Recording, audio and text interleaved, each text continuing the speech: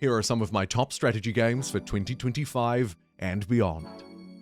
Historical Anno is back with 117 Pax Romana, here of course set in a Roman-inspired world, and you can absolutely guess the year.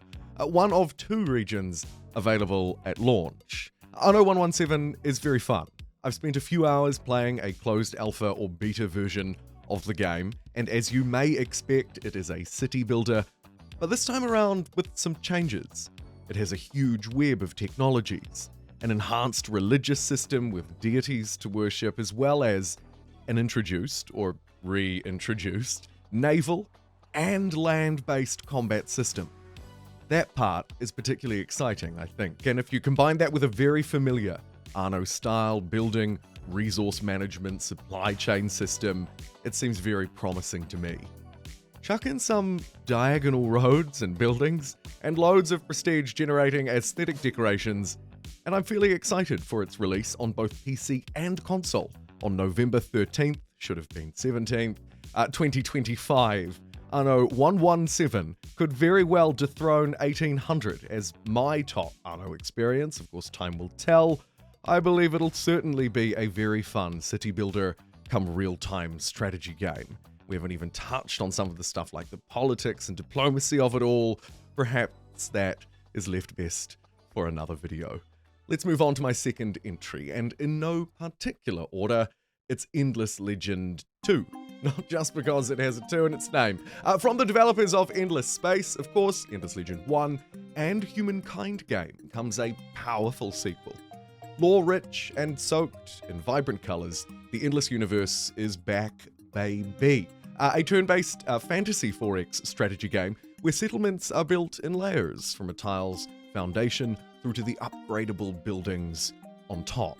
Heroes' units are impactful, and the decisions that you make with them do really matter. In the little bit of experience I've had with, again, a closed version of this game, this is particularly true, of course, because the world in this game is dynamic. Massive tidal shifts result in a drastically changed, at times openly and massively expanded map during the in-game seasons.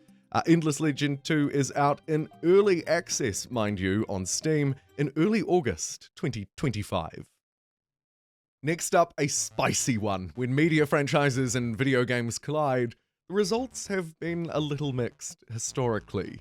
This, though, is Star Wars Zero Company, a turn-based tactics strategy game where you, a former Republic officer leading a squad of operatives towards the end of the Clone Wars period, roughly within the Star Wars universe. Developed by Bit Reactor for PC and consoles, though seemingly not you, Nintendo Switch, Star Wars Zero Company is a relatively recent and bare announcement, so the amount of real gameplay footage out there is very limited.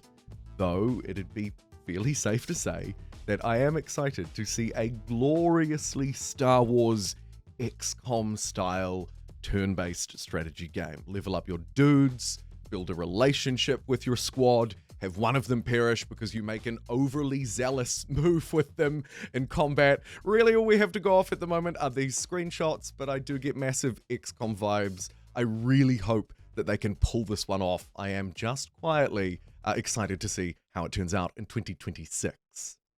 Sure to be a success, next we have Slay the Spire 2, the obviously named sequel to the widely popular original roguelike DECK builder. Slay the Spire 2 seems to be sticking very closely to its award-winning formula. We will once again have to branch our way through a variety of different enemies, building a deck of cards as you go through, right?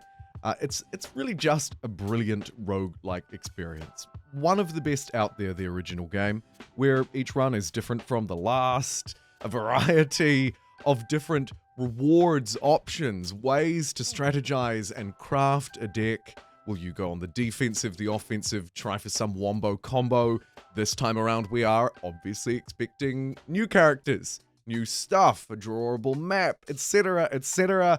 It releases in early access starting with PC sometime in 2025.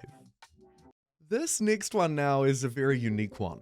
Anvil Empires, released to be confirmed, where every soldier is a real player. Thousands of players. It seems to be a blend of this sort of grand-scale strategic combat with other settlement, empire-building elements inside of a persistent and massively multiplayer online world. Player counts, perhaps, ludicrous. The premise to me seems to kind of take the attitude of a game like Rust or PUBG, etc., and merge that with empire building, right? Sprawling empires, economies, and of course, large-scale conflict. I have a lot of questions about the logistics of this one, though there was recently a playable demo in the June 2025 Steam Next Fest, I think. I wasn't able to try it, but perhaps you did. Let me know in a comment down below. And while you're doing that, next up, another fascinating pick for me. This is Junxtions, perhaps set to dethrone Cities Skylines 2 as the preferred tool of urban traffic planners. Here it comes, it's Junxtions, clearly with much less sort of show, ceremony, and pomp than something like Cities 2. Junxtions is all about urban layouts and traffic management. The level of mechanical detail that you are witnessing in this gameplay trailer looks to me to be extraordinary. In this sort of useful software meets video game looking design. Place or input even your world map, then your buildings, their outlines, then design the most detailed traffic lights, intersections, railways and pedestrian paths and more, and then have it all play out through Junxtions AI traffic simulations. Inputting real cities, real buildings, real maps, playing with them, particularly interesting take. And of course, I love a good city building game, though this one much more focused on the traffic management side, it would seem. Something to watch for a niche audience out there, I'm sure. Next on my list, we have Gilded Destiny, a grand strategy indie game set during the Industrial Revolution. Its map here is very curious to me. Impressive detail down at the sort of regional tile-based level, great to see. And then of course right out at that initial, that global view. Right down to the settlements themselves with buildings, inputs and outputs, massive economic simulations, and of course also stretching into other things like populations, like supply chains, taxation, trade tariffs, etc. It is a real-time grand strategy game that I believe could absolutely appeal to fans of Victoria 3, or perhaps maybe kind of a spiritual successor it could be seen as to the game Victoria 2. Regardless of how you take it, it's all about running a nation, and we've seen a little bit of a glimpse at the combat as well. The developers continue to post updates on this one, but it is a game that I have been watching and waiting for a while, so I think there's a bit of a wait and see here with Gilded Destiny, currently eyeing a release at some point, sometime in 2025.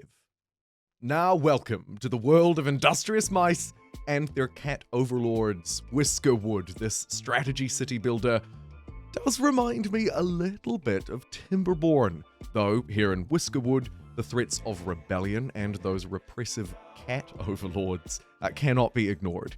Here, colonists have attributes, personal traits, and these kind of things will shape their preferences. Do they want to live underground or above? What kind of tasks do they wish to carry out? Services from healthcare through to heating are of course required, and the mice aren't afraid of the high seas, nor are they afraid to fight back. So we've got intricate production chains and commodities, as well as these open seas of piracy to explore. It's a fascinating one set to release on PC in 2025. Delivering more of a vibrant, arcadey look, and the second entry on my list for Roman Empire fans out there, this is Nova Roma, a city-state builder with an increased focus on that classic Roman design. Think aqueducts, forums, waterways, and grandstands. There's also seemingly an element of political intrigue with this game as well, kind of balancing the whims and wills of power against a happy citizenry, and plenty of disasters thrown into that mix as well, it's gotta be said.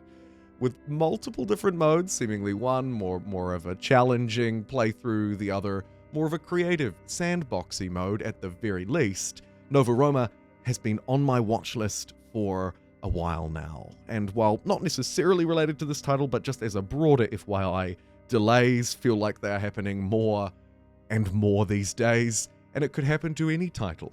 Maybe, like our next one, and my final entry on the list, Europa Universalis V. This video would not be complete without mentioning the absolute grand strategy behemoth, the king, Europa Universalis, which is coming back with its 5th entry. This is a complex sandbox of trade and economics, of diplomacy and conflicts, and an insane level of socio-economic depth. The detail is honestly almost a little bit off-putting here, right?